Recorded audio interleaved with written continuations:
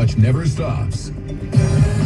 This is 1010 Wins at 92.3 FM. You give us 22 minutes, we'll give you the world. Good morning. We're at 26 degrees. We've got some sunshine out right now. We're at 7:40 on this Friday, January 17th. I'm Scott Stanford. Here's what's happening. The cold is a-coming. Yeah, even colder. The big chill kicks in the start of next week. We got some messy wetness on the way. Joe Lundberg runs it down in 2 minutes. The deal has been reached. Israel and Hamas set to pause the 15-month war. Hostages should start getting released on Sunday. Mayor Adams down at Mar-a-Lago today for a sit-down with President-elect Trump. Moving New York City forward is the convo, they say, that's on the agenda. As the governor's plan to add cops to all overnight subways kicks in on Monday, well, you got the A train in Rockaway shut down until the middle of May. Hey, you looking for a new gig? Your new business card could read Driver of the Nutmobile. Planters Peanuts wants you to drive around the country, and they're going to pay you for it. Have some fun. Checking sports, the Rangers won, Devils and Islanders both lost. Looks like the Mets and Pete Alonso are indeed parting ways.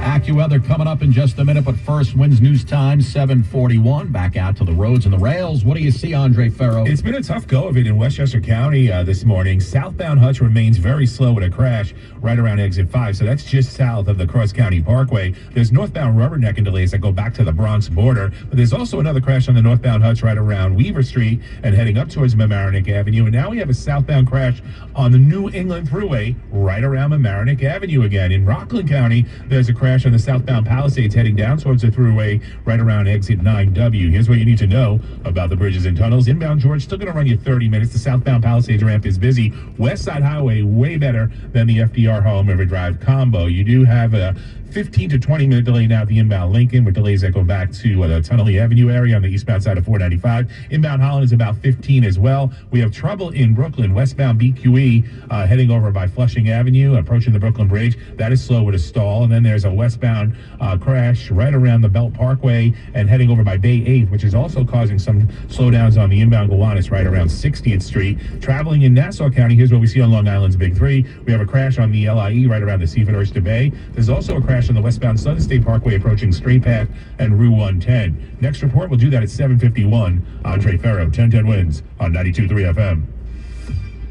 Well, it is a triple Long John's alert coming up for the start of next week. We get even colder, but we get nastier over the next couple of days, Joe Lundberg. We'll have a nice day today as it warms up to 40 with sunshine, but then clouds move in tomorrow with some rain. Then a front moves through the area tomorrow night, and that allows some chillier air to move in. A wave of low pressure will move along this front later Sunday and Sunday night and skirt the area to our south and east. And it looks like the air is going to be cold enough to support mostly snow for the tri-state. We're expecting a blanket average of 2 to 4 inches later Sunday and Sunday night before the system moves away late Sunday night. Then following it, bitter Arctic air moves in for the first half of next week. 20s on Monday, teens Tuesday, and maybe in the low 20s again on Wednesday. I'm meteorologist Joe Lundberg. The details of the 4-day forecast minutes away on New York's weather station, 1010 Wins on 92.3 FM. Thank you, Joe. The ceasefire deal in Gaza expected to be ratified by the Israeli government today. Got the a first little hostages glare going on there. Sorry about that, guys. expressing optimism that this Israel-Hamas ceasefire deal will hold. Secretary of State Antony Blinken says he remains confident the long-awaited ceasefire will soon begin. It's not exactly surprising that in a negotiation that has been this challenging, this fraught, you may get a loose end. We're tying up that loose end as we speak. The agreement also includes a surge of aid into Gaza to ease the ongoing humanitarian crisis. Its implementation will happen under the incoming Trump administration. That's Natalie Brand reporting.